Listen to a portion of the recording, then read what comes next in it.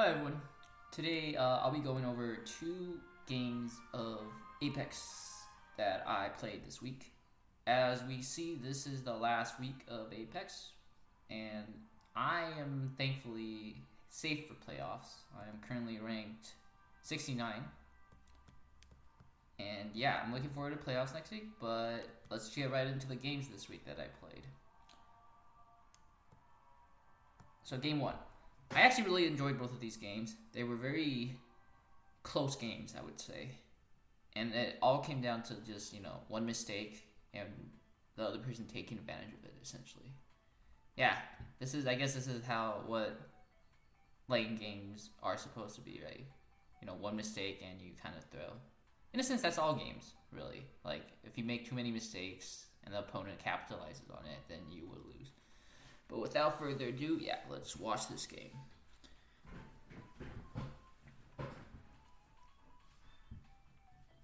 So yeah, I see that he runs a rush comp, so I wanted to first pick Elwin. Elwin is very good at sustained fights, and in those end game situations, he can potentially solo teams by himself. Yeah. The problem with these rush v rush boxes is the how do I say this? The presence of drivers. Usually, drivers, in my opinion, are a double-edged sword.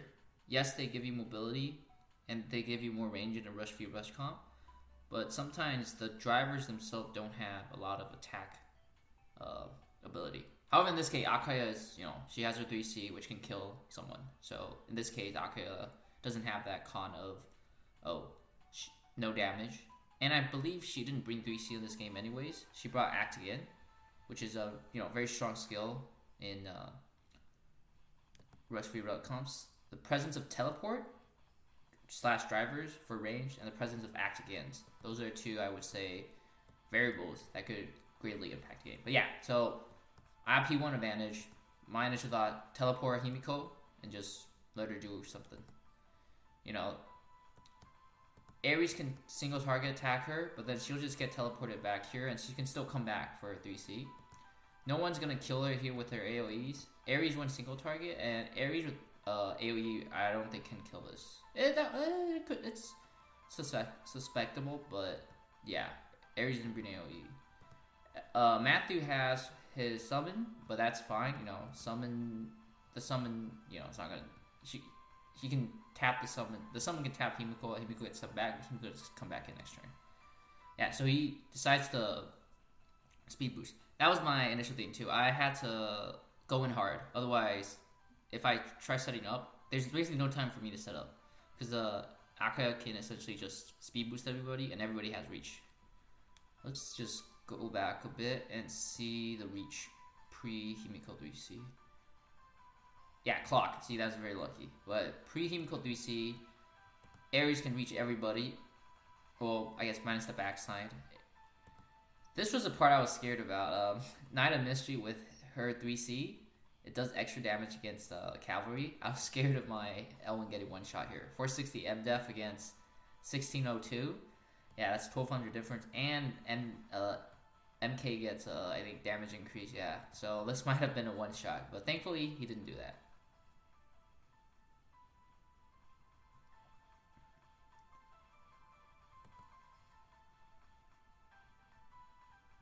Yeah, the clock, very lucky clock.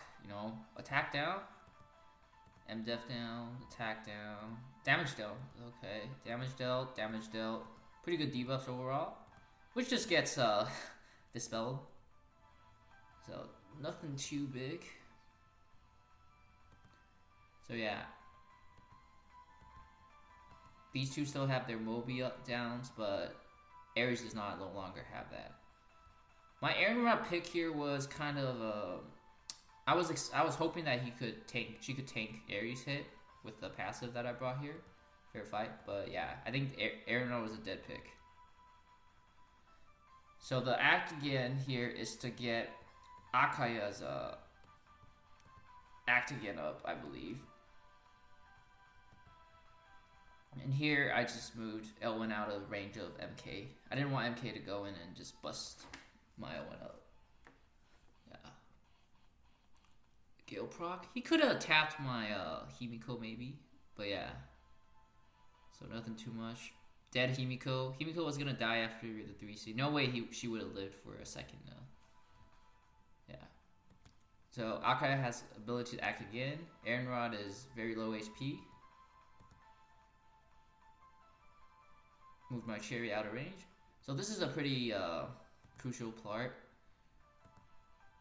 Let's turn on. So let's see. Ares has damage dealt decreased by 20%. Soldier stats increased by 2%. There are 10 angels. I believe there are still 1, 2, 3, 4, 5, 6, 7, 8. There should be 8 angels. We can count in a bit. But yeah, this was very, very nerve-wracking for me. So Ares himself crits 1603. I think that would have been a kill if well, one thing, it would have been a kill for sure if the damage dealt down wasn't up. And of course, you know, I was able to break last rights and such. So yeah, if this wasn't here and he had full all 10 angels, it would have been a wrap. I'm curious to see though how we can watch this later in the YouTube video, but I'm curious to see in the battle animation how many angels were alive. But yeah. So yeah, not 10 angels, but if there were 10 angels, I'm assuming this would have killed, for sure.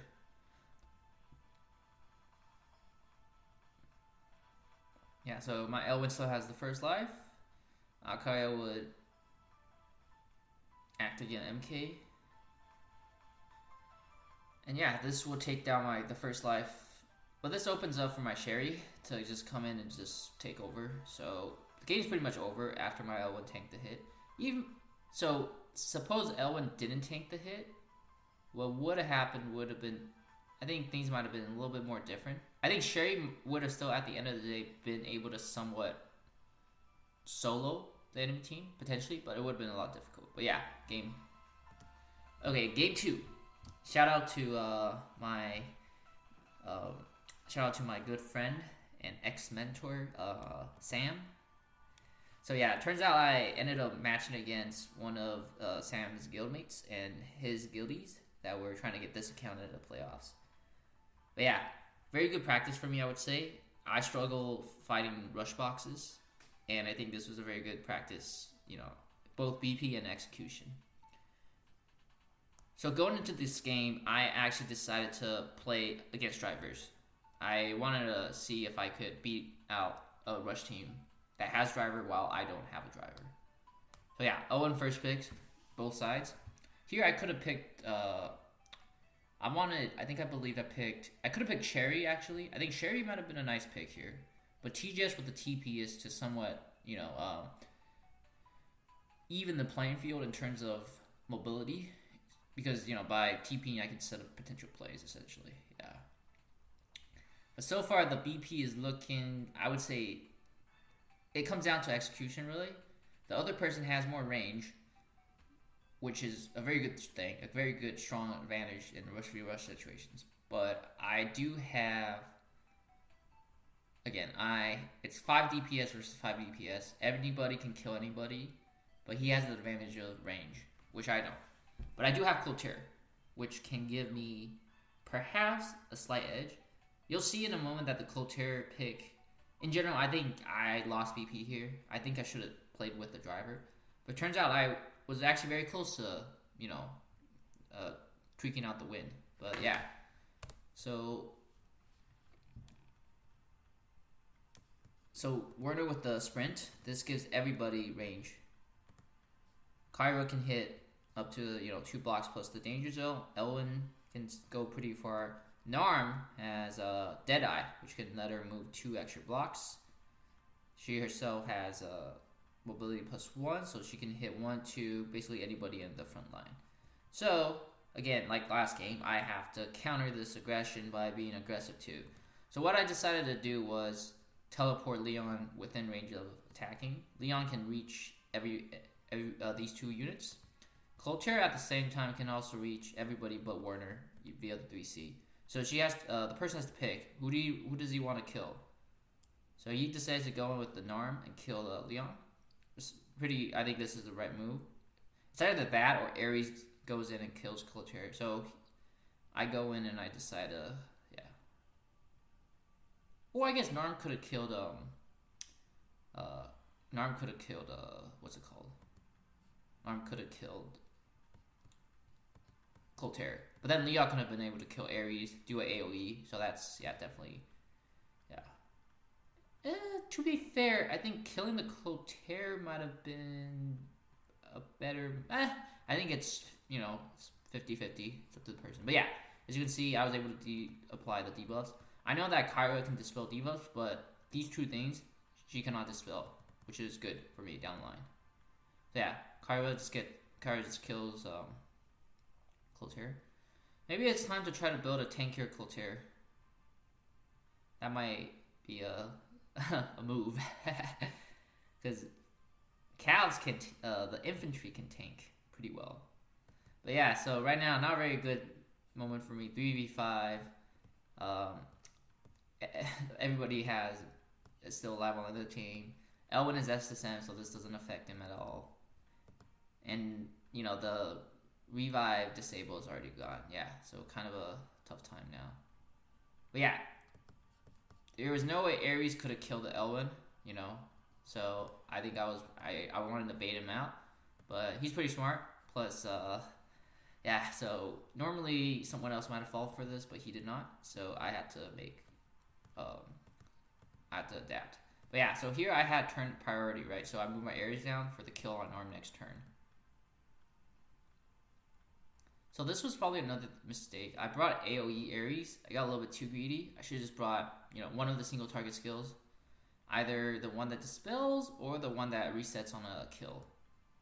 Yeah, because, so I don't know exactly how attack animations work, but I could have probably had more HP left on my Ares if I had a single target skill. I don't know how animations work, so quote me on that, but I'm hypothesizing that I could have ended up with more HP. Yeah, couldn't really do much. Warner for the boot buff. Elwin can potentially ignore this part here. But say Elwin does come in and attack my Elwin here, right? Actually, wait. Let's see. If his Elwin comes in, so he goes here, activates Chivalry, and then comes here. So my Elwin will lose 1 life. And I would have to essentially use my Shiv and not attack so I can get rid of the heal block so I can attack next turn. Because I have turn prio. Yeah, so let's say, suppose he attacked here. That would have been fine, I would say. If he did attack, because I would have just moved my...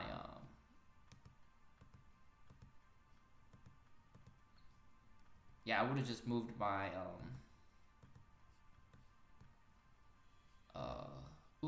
see, I made this mistake here, actually. See, I did not realize this at all, but this thing, the Werner gains 1 opportunity to ignore terrain.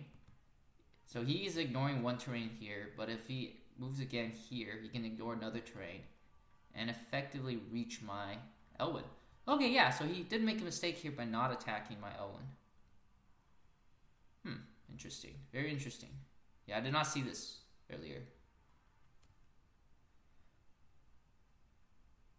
But yeah, see, 852. Like I said, if I had a little bit more HP and extra troop, I might have survived. So yeah, just get the act again. Here I can reach Ares and snipe Ares. But yeah, so I would say the other proto made a mistake here. Could have ended my game already. This is the part where I think I made my mistake. So Reign of Glory into tjess, that's a kill. 9 times out of 10, unless something 10 years proc, something happened. So here, instead of me, so I decided to use Shiv to attack. Shiv plus Sword Soul to get the cooldown reduction. What I should have done actually is just Sword Soul Elwin. Elwin, if I just Sword Souled Elwin here, you'll see why later on it would have been beneficial for me to still have my act again. up. So short soul or not, I would have taken the first life without losing any HP. You know, Karua can't reach. Warner cannot one-shot me. Ellen, maybe Ellen plus Sword Soul. So Ellen, Sword Soul, and then Warner could have killed my Ellen. But see, Ellen has only 2 block movement, so he can't attack first. So yeah, see, all he has to do now is just move back.